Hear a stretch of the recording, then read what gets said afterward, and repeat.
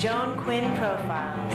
As an editor for Andy Warhol's Interview, the Los Angeles Herald-Examiner, LA Style, and Detour magazines, Joan covered the social set, the Hollywood hotshots, the international art scene, the mysteries of food, the excitement of travel, and the fabulous world of fashion. Joan continues to find creative people on the cutting edge who make things happen. Here's Joan Agajanian Quinn. Hi, I'm Joan Quinn, and welcome to the Joan Quinn Profiles. Waiting to be profiled are artist Knoop Ferro and actor Alan Blumenfeld. Sculptor, performer, Knoop Ferro is Austrian, but he was born and raised near Cologne, Germany. He went to the Academy of Art and Design in Cologne, and his work has been exhibited all over Europe, the Middle East, the Far East, and in New York. Right now, he has a show at the Louis Stern Fine Art Gallery in West Hollywood. And his first show, it is your first show in LA, right? You've shown in New York, but this is the first show in Los Angeles. When you started as a performer, were you Jet Ferro? Yes, we had, in the time when I'm studying art in Cologne, we had a group, it was 3 guys, and it called Jet Ferro. Did you always want to be a performer? No, in this time I started with a sculpture, but we mix it together in this time. We make it a kind of art fashion show with punk music and everything like that was in the 17th. Were you musicians, or did you bring your friends in? I was a singer and one of them make a guitar, and so it was kind of punk music in this time, and we make this art fashion show.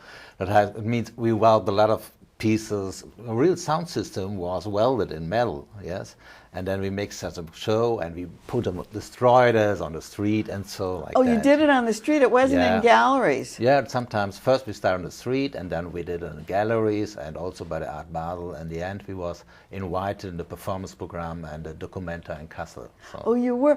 Well, did you want to continue performing? I mean, once you started doing that, what about art? Forget art. I mean, no, that was a mixer. I was always interested to work just with my body. Oh, you and to work also with pieces with my hand, and so I make sculpture. So, and that comes together for me. And sometimes then I separate it. I work just maybe 7 or 8 years just with my body. Let's talk about that, just working with your body, because I saw some photographs of you. Were you in the Honey? Yeah. And what did they call that? What was that piece? Honey and Body Changer System. It was in the gallery of Richard Humphrey in Manhattan. And tell us what you did. First, it was the... Yeah, I make an installation with welded ladders and symbols. Was the canvas on the whole floor? Yeah, and then and then I make a video installation with some pieces what I cannot see on the photos. I was running around the street in Manhattan, and I was behind. Oh, those were the videos that were running. It was behind on the wall, and then I was naked. I was running on the Honey, and then I was running on this installation with the symbols, iron symbols on the floor, and then I put them on the wall, and makes a very good sounds also when they're falling down from my body, and so. It was How long does that take? Oh, I think it takes, I don't know, maybe 15-20 minutes like that. So. And then did you do it every day? No, just one. This was it was just one performance? No, just one kind of performance, just one. Yeah. So, is anything like that in here? That was a little bit, but the installation was on the floor. Like this? Yeah, that's exactly, yeah. There's a photo like from the performance, yeah.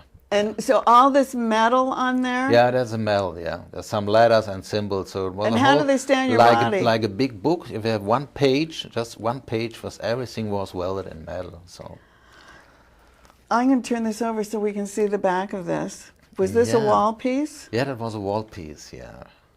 And then I'm going to just look inside, because I thought, here's another wall piece. Yes. Right? The chair, yeah. But then it morphs. It starts moving. Yes, it looks very musical to me. Yes, that's right, yeah. It's, for me, it's a kind of composition. And it's called chair composition. And then what is this? Is this on the wall as well? That's on the wall, yeah. That's one page on the wall, yeah. It looks like you're writing music. Yeah, that's right. With art. Me too, yeah.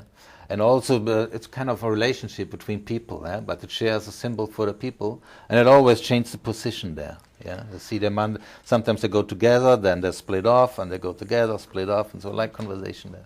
Then when did you, these were your early works, when did you decide that you weren't going to do this Jet Ferro anymore? When did you decide to be Knoop Ferro? This is hard for me to understand. Well, that was a time when the Jet Ferro was very young, it was in the 70s, then the group just split off. So you broke apart, so it was easy. Yes, it was very intensive life. We lived together and we studied together, we had everything together, and then we split off. And then I worked alone with other group, that was theater group Bumper to Bumper. Oh, it was a theater group. Yeah, theater and performance group. And after this 10 years, so for me, I always worked a little bit with my material. But then I want to decide, well, I want to work just with material now. Yeah. But Bumper to Bumper was acting more than acting. Performing? Acting, between acting and performing. We was his own writer, it still was doing theater and performance experience. So. Okay, group. one thing, before we say that you're going to jump off, you were always like near water. Like you live in Munich now, near water. You were in Switzerland, by the lakes, and then I lived in Manhattan, and I spent some time in right. Spain, and so. Does the water have an influence on you? Yeah, I'm sure, of course. I mean, this time in Manhattan, that was wonderful for me. I worked every day and night, and was very attentive, and got a lot of experience from this town. So. From the water. Yeah. Okay, so now you broke apart. You were working in Switzerland, and. And then I said, after a while, just work with somebody. I think now it's enough. I want to work with material again. Yeah. And your hands. Yeah. It's very interesting if you work on an actor. If you come in the studio the other day, maybe you make a good work, and the other day it's an empty space. That's true. Yeah, if I work with material like that now, I come back in my studio and can say what I did yesterday, and so I can make. So that was a point for me to say yes. Well, then, when you started working on your own, did you start making small wire pieces or pieces big like that? Pieces? Yeah, they're moved, and so that's kind of Can room. we call it a mobile? Yeah, no, I call them it's a kind of mobile. Though. It's just hanging one too. Make a lot of hanging. Because in Louis' gallery, they're Yes. hanging from the ceiling Yes. in the Louis Stern's Yes. gallery, Yeah. and they're moving. They're moving. Yeah, for me it's a kind of room drawing. Yes. So and some against the wall, like we have here. Yeah. So they're There's like also, drawing against the walls, or they're. Yeah, it's moved also. I maybe a little bit connected with them. What you're talking about for as a kind of composition, music composition that's on the wall. Yeah. So. Do you cheat? Do you put a fan up there so that they move when we're not in there? Well, sometimes go with the air condition. But my last show that I had in Sao Paulo, I had last month I had a big show in Sao Paulo. And this gallery we had some fans. Yeah. I didn't see that, and then it moved a little bit, so you couldn't see them. It was part of the installation. It needs just a little bit small. If you do like that, then it's moved. The interesting thing about this, and I'm going to hold this up, is that each little wire has wires wrapped around it. Yeah. I do it. Do you do each piece separately? How do you do those? Well, I do it with my hands. So. Do you draw first? I draft it around, so then. But do you draw this first? Yeah. No, and then by the big one, the very big one, I have to weld it. And so, but you this weld. one is just drafted by hand. You just sit in studio. Yeah. But do you draw a picture of this? Well, I make a lot of drawings. First? Yeah. What the drawing is like a musician. I may work every day and make the hand playing. So, and I make not a construction drawing. Yeah. Oh, this is kind of hard to see because it's light, but it gives you an idea of the different shapes they take. Some square, horizontal, very, and these relate to music as well. These new pieces. Yeah. So. And what are these materials?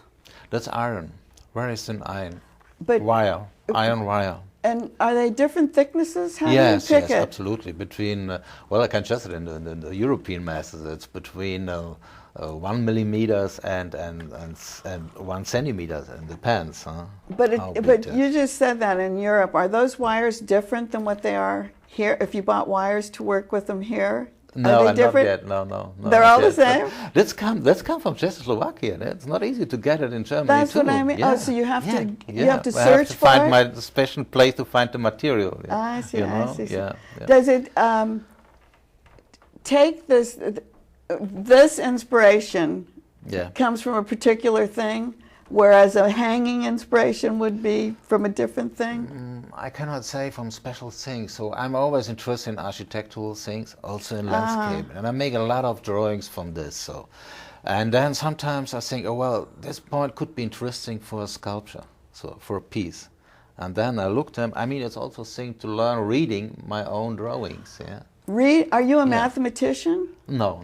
Because exactly it seems like they're equations, Uh-huh. like you're putting together equations to come out with one thing. It's interesting that you say that. For me, my heart is eher like a musician. So It's more like a musician, and Yeah. that's like writing the notes, I guess, to come out. Yeah, Do you play an instrument?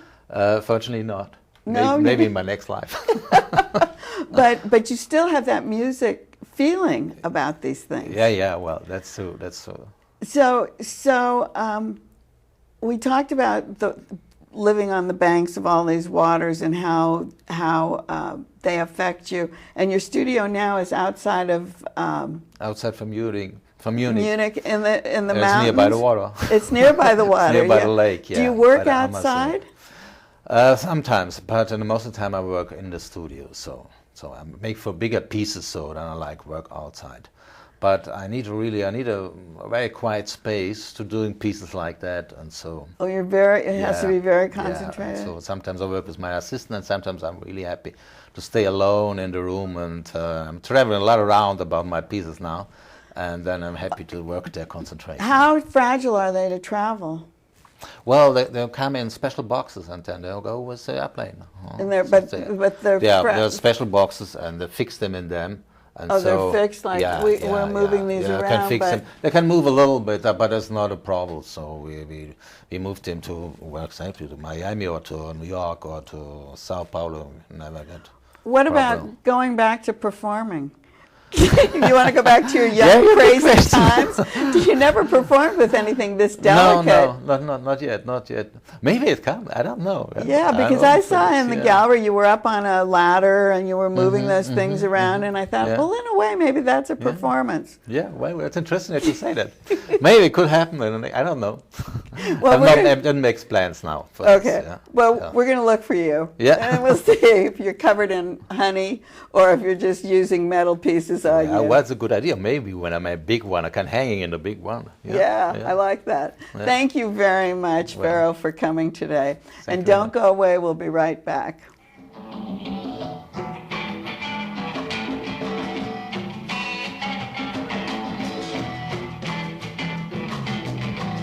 Hi, I'm Joan Quinn, and welcome back to the Joan Quinn Profiles. I'm here with actor Alan Blumenfeld, who was born and raised in New York.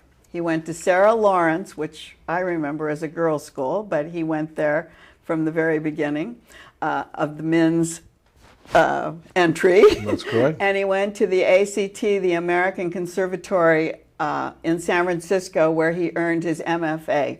You've seen him in films, on TV, and on the stage. In fact, Alan's been in the company at Theatricum Botanicum for 25 years. At least. I moved to LA in '83, and I think my first year with Ellen was '84. Ellen Gear. Ellen Gear. Who's the artistic director. Correct. How could you stay in a company for so long and do all the other work you do?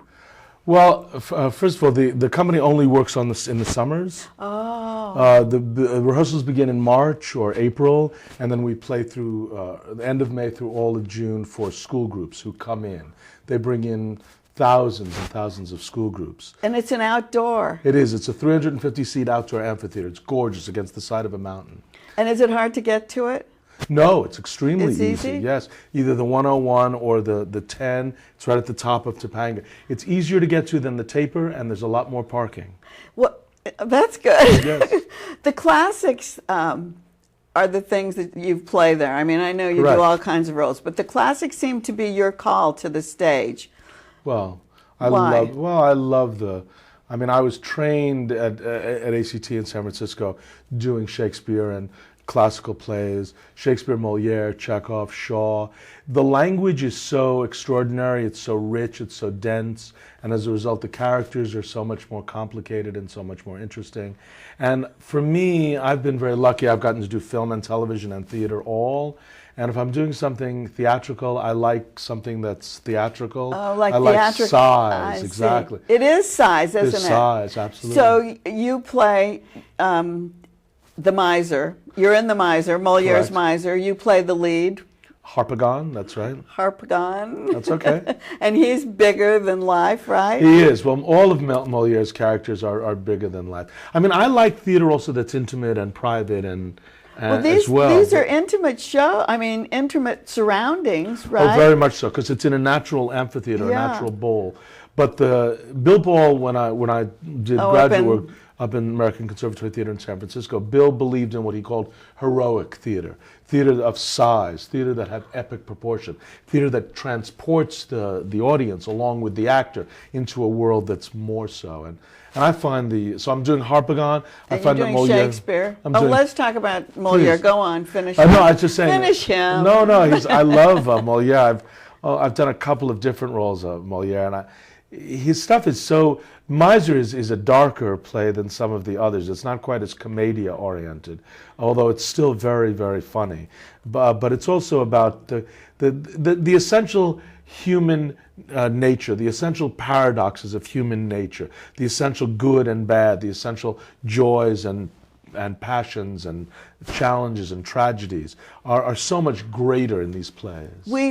You talk about having depth and the way it's written and all of that, but it's not the way we speak. Is it hard for you to memorize that language? Meryl Streep was interviewed years ago, and they said she's known for having a phenomenal memory. And she said, yes, that was premenopause. and I say that because I'm 57, and I have to say, the older I get, it's Shakespeare actually is easier to memorize because of the verse. The rhythm of the verse, the da da da da da da da da. Right. The rhythm of the verse makes the memorization easier. For me, most of the roles I play are not in verse. Well, when you memorize the verse, even though it goes da da da da da da, you still have to know what you're thinking about, don't you? Oh, absolutely. I mean, that's the job of the actor. For example, when I first read Julius Caesar, it took me 6 hours just to read the play. So the actor's job and the director's job is to not only memorize it, but before they memorize it, to figure out what it means, what everyone's saying, and every 30th word is obsolete, and a lot of the words mean something different now from what they meant then. Right. So there's a lot that goes into it. But if it takes you 6 hours to read, how long does it take the director? Who's directing it? Ellen Geer, who's the artistic director at Theatricum, is directing Julius Caesar as well as The Miser.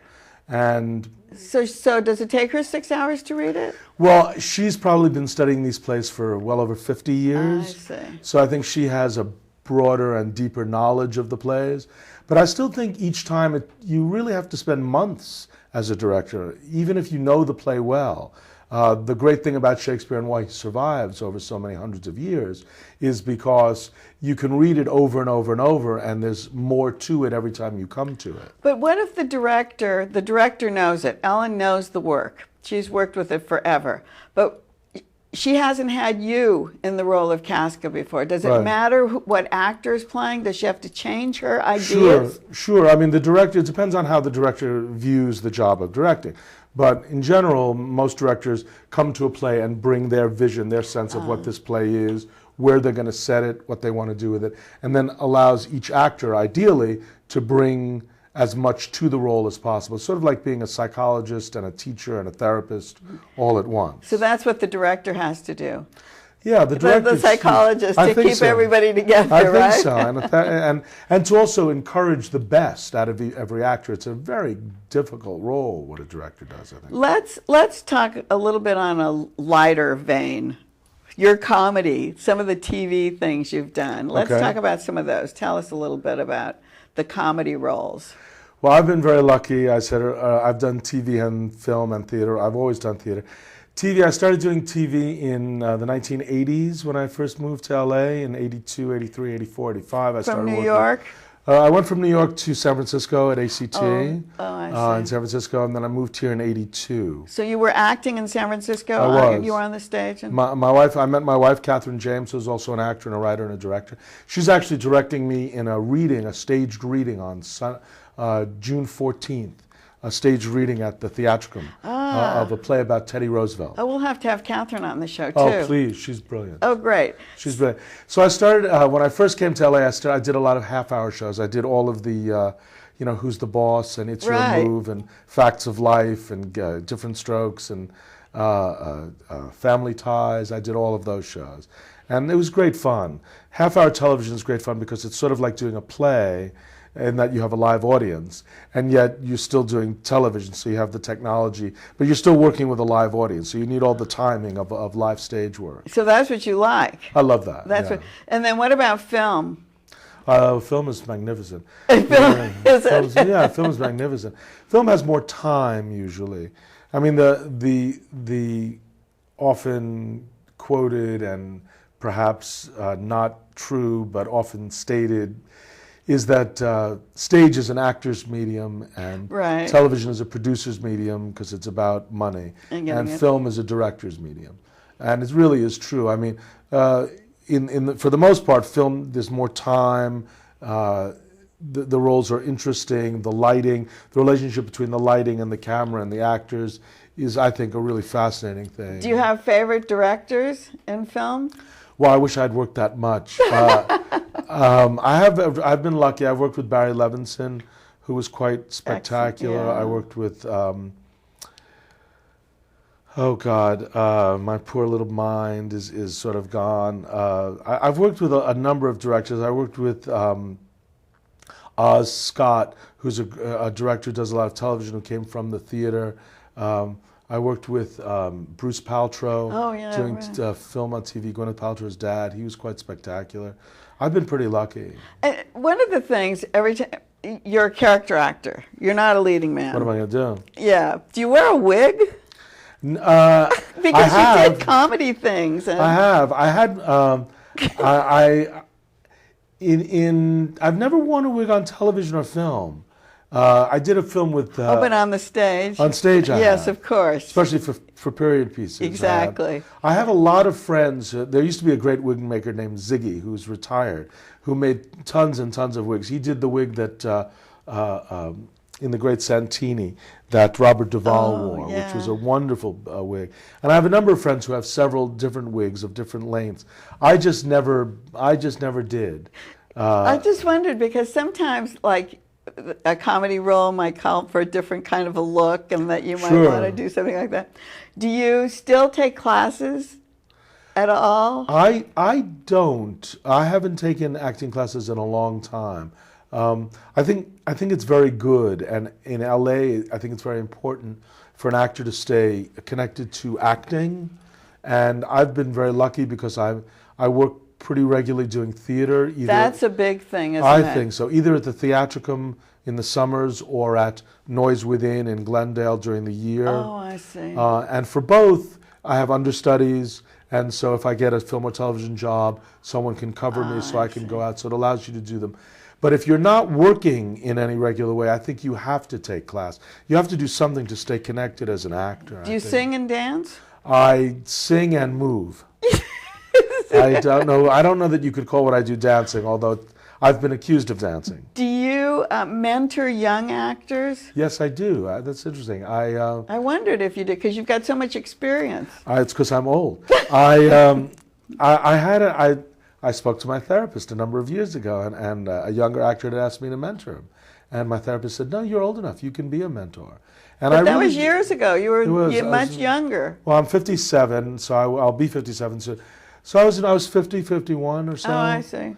And I think it's important. I take it seriously. Ellen Geer, who's at Theatricum, her dad was Will Geer, who's a great actor from the Waltons, is what he's known as. But he was in the original production of The Cradle Will Rock with Orson Welles, and He's But quite he a thing. kept young actors coming up there, didn't Always, he? always. And Ellen really believes in the lineage and in the tradition of taking care of the older actors and teaching the younger actors.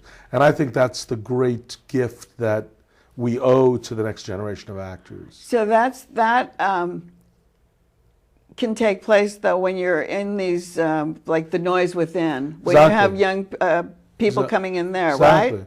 Exactly. And of course, I In love a group is what I was trying to say. Sure, and I love to talk and hear myself speak, and I love to tell stories. But have you gone to any schools and lectured on? I have. I teach at Pomona College, actually. Oh, you do? I've taught for the last 3 years at Pomona College, taught different acting classes. And I love it. I love the energy of young. I have 2 sons who are 30 and 28 now, but I love being around young actors in their early 20s, late teens. The energy is fantastic, and You have to be open to what exactly. they have to give too. Exactly, and it teaches you to remember to be open yourself. Exactly. Well, I'm so glad you came, Alan. Oh, it's a pleasure. Thank you so much for I being loved with it. us today. And you keep writing to jaquinn1@aol.com, JAQUINN, the numeral 1, and 777 South Figueroa, 44th floor, Los Angeles 90017. And we'll see you next time on the Joan Quinn Profiles.